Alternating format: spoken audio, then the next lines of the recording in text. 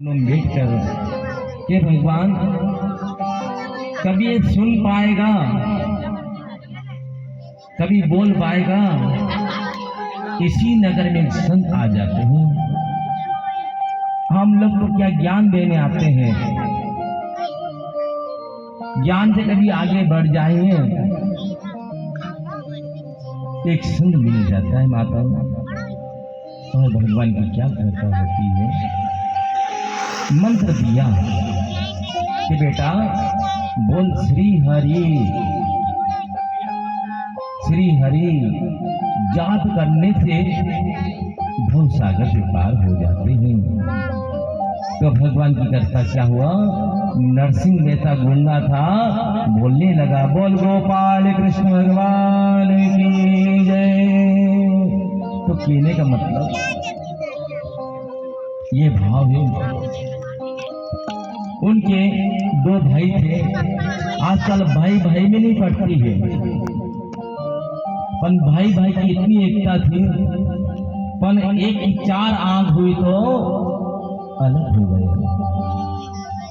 और भगवान की क्या कृपा होती है, करुणामयी है। समय आने पर नरसिंह जी की शादी हो जाती है और जीवन बिताते हैं। भाई भाई अलग हो जाते हैं। क्या भाव है उनका, देखिए ये भाव पर चरित्र का पावन करे माता हो। ये मौका बार बार नहीं आता है। क्या भक्ति है इस जीव की आत्मा में, जो आज परमात्मा के प्रति भावना में हम लगे हैं। यही भावना अनुकूल होता है। और भगवान का ध्यान करते हुए नरसिंह मेहता 56 करोड़ के मालिक थे और दान पुण्य किया करते थे। और हम लोग दान पुण्य नहीं करते हैं, क्या पता कम बढ़ जाए। जेब में पैसे निकालने की इच्छा होती है, कौन दान पुण्य करे। नरसिंह जी सभी को दान पुण्य करके अपना जीवन बिताते थे। ऐसा पावन चरित्र था उनका और अपना जीवन आनंद होता। अब एक दिन क्या हुआ, उनके बेटे का नाम ब्रह्मानंद नाम था। ब्रह्मानंद जी पिताजी के हाथ सहयोग में पूजन पाठ में सहयोग लगाते थे। बेटी का नाम नानीबाई नाम था और दामोदर उनके दादा पूजन का नाम था। पर एक चरित्र वंदन है नरसिंह मेहता का, भक्ति करो तो ऐसी करो मीरा की तरह, सबरी की तरह भक्ति होना चाहिए। और भगवान की कृपा की अनुकूल तो कृपा क्या बोले, उनकी ब्रह्म चरित्र वंदन में क्या सुनाऊं।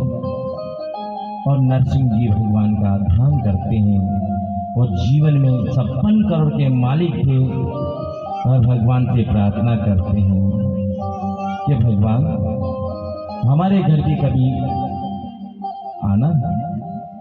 और भगवान का ही कीर्तन करते आगे कथा में हम करते हैं। ओम नमः शिवाय, ओम की जय, बालाजी सरकार की जय। तो भक्ति ऐसी होना चाहिए। नरसिंह जी सबको दान पुण्य करते थे और आनंद लेते थे। एक दिन बैकुंठ में क्या हुआ, लक्ष्मी जी पेड़ दबा रहे और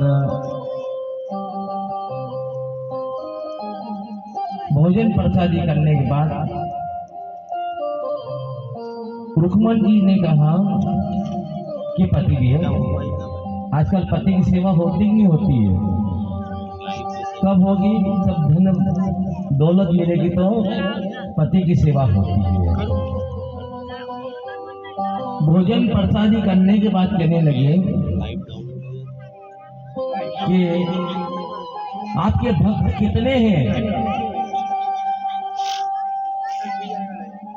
कि मेरे भक्त की तो कृपा नहीं है। इतने भक्त हैं जिनका नाम अनंत नाम है, और ऐसे भक्त की चरित्र क्या कहूं जिनका नाम नरसिंह मेहता है, और नरसिंह मेहता ही नाम जीवन में पड़ता है। और भगवान की क्या कृपा होती है, भगवान की कृपा,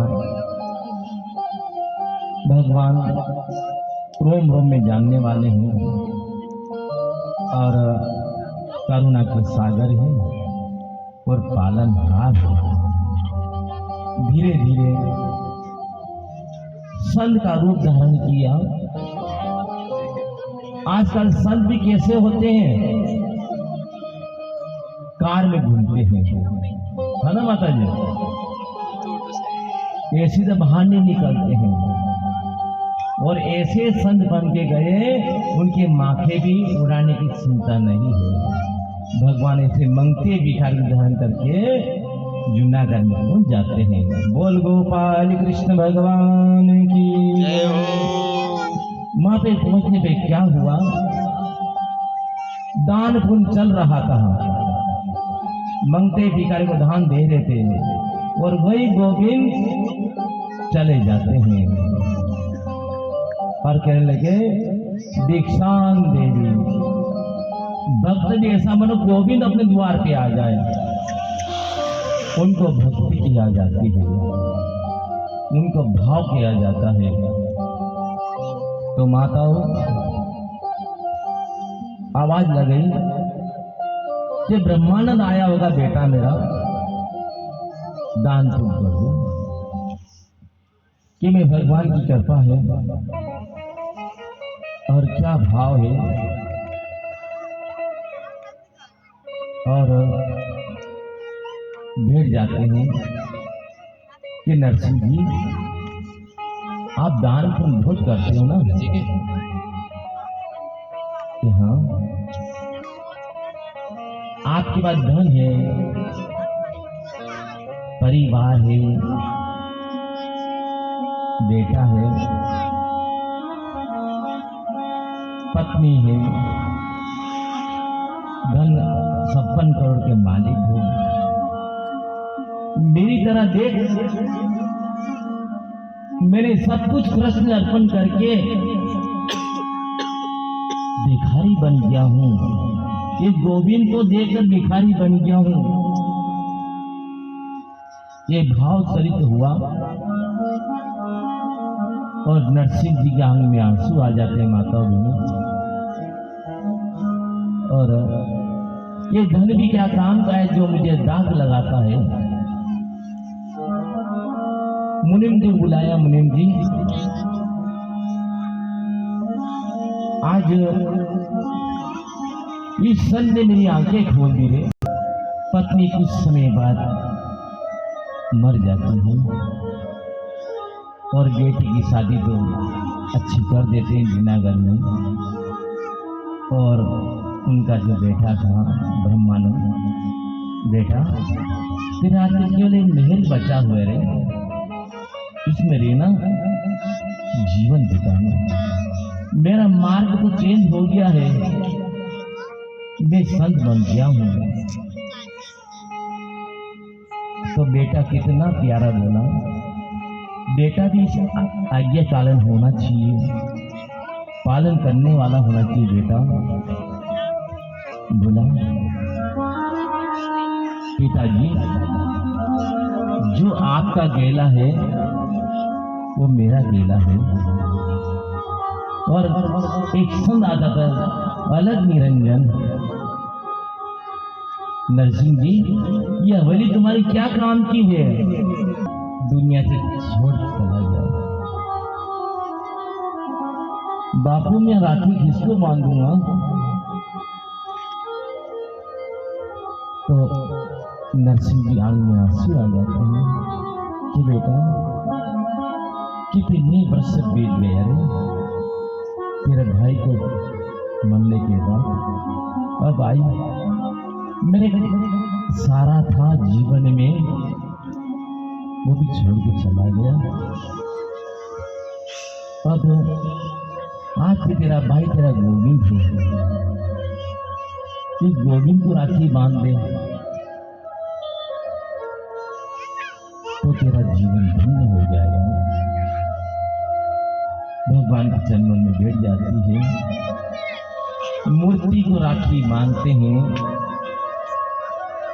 और द्वारकापुरी में भगवान गोपाल को राखी बन जाती है।